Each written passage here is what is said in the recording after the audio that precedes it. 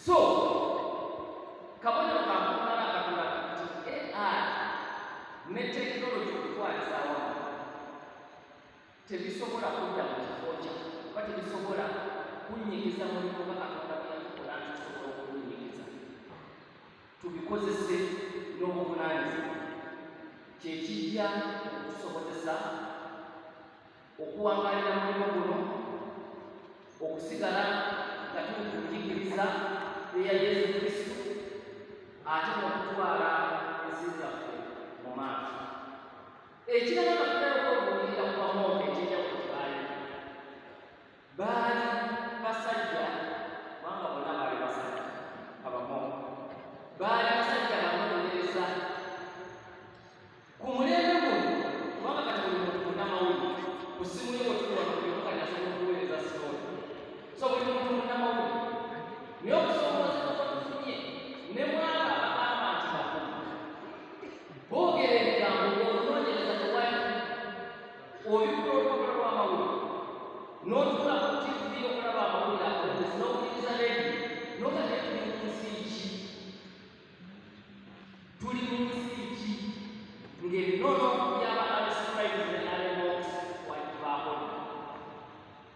Muwanga Martin Owen abamu gwe mumanyi nga kansala, naye ku sayidi eno yaffe ey'Abakatuliki nkola ng'owamawulire wano mu Nabazza Parish, naye nga nkiika ku Kyengera Town, Kyengera Parish wano gye bayita St. Aloysius.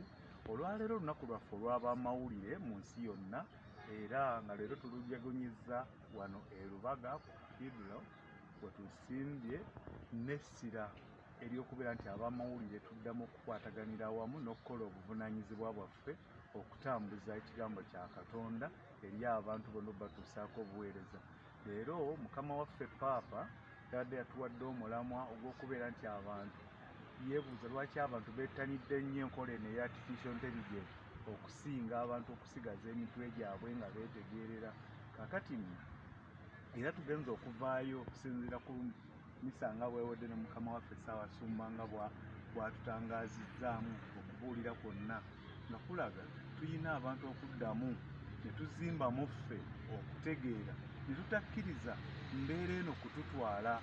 Wakati abantu bakanise nnyo okukola AI nga bagatta ebintu we bitali, ate ekyo nga mu Ekereziya kikontana ne ssemateeka waffe, ng'Ekereziya eyagala ekolegana n'ekintu ekituufu.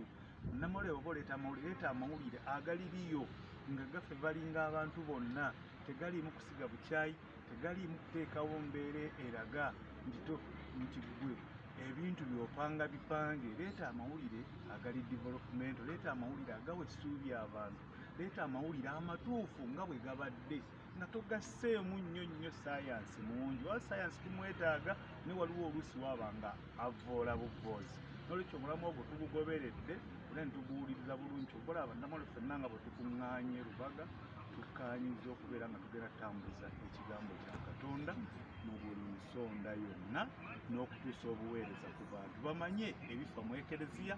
Kati ffe nga bannakyengera, buli ekinaafa ku Kyengera Parish tujja kukimanya era tukibuulire abantu, ate naffe tubisse mu nkola ffenna awamu nga Abakatuliki. Kiri nti AI si mbi yonna, ne waliwo bannaffe abagisussa ne bajjako omuntu omutwe ne bateekako ogw'omulala, ne bateekako ogw'ekisolo. Ekyo kikyamu. Omuntu Katonda yamutonda nga muntu. Kati nga nze Muwanga Martin Owen ndi musajja, ndi muntu.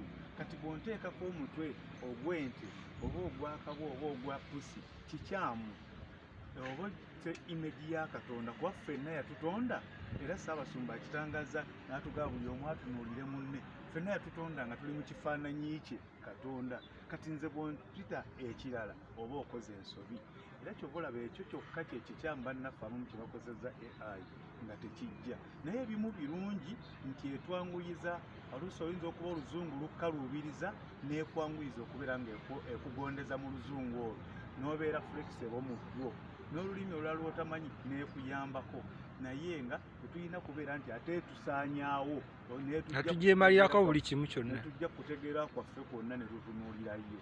Mwebale nnyo, mwebalire ddala abatuwuliza, era tujja kusigala tubaweereza ng'abamawulire wano mu Kyengera Parish.